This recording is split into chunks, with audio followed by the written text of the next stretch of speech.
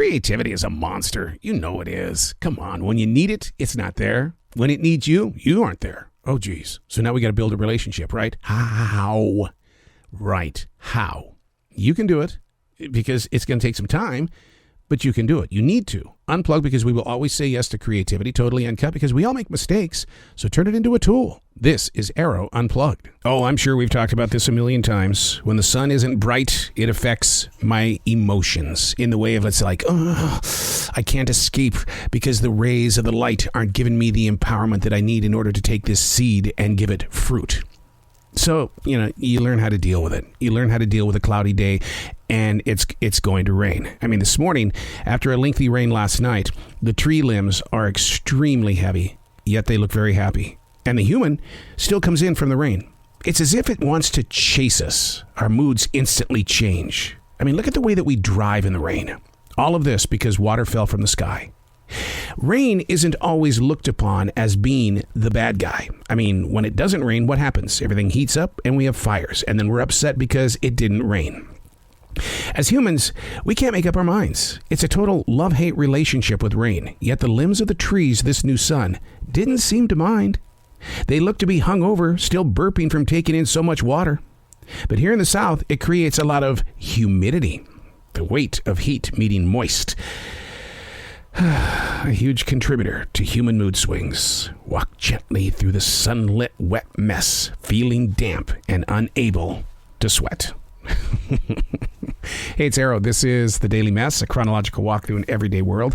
I am a daily writer, and it's just one of those things that I love to do. I love to take what is in the reality of now and put it into words, to be able to have emotion on a page so that it frees the mind, body, and soul of the weight of that particular wet day. Sure, the sun isn't out there. Does it affect me? Sure it does. I openly admit that. I'm transparent with that.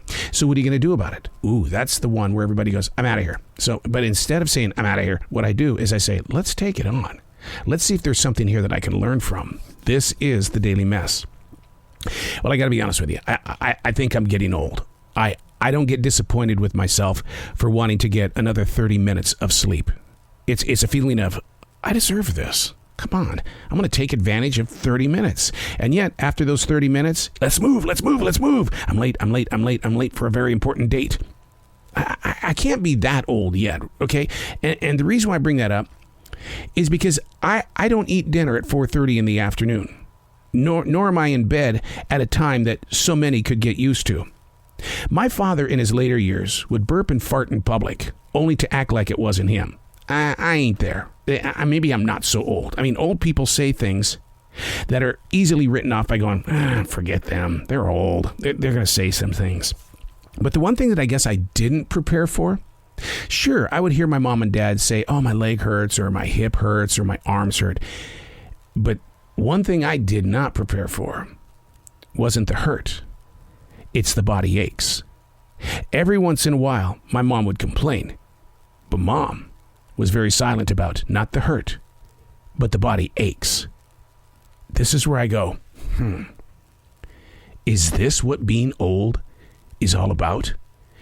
Understanding that there is a huge difference between hurt and ache. Let's break that down even more. How many times have you been with somebody, they said, you hurt me, and you took that personal? It's like, I hurt you? I'm sorry.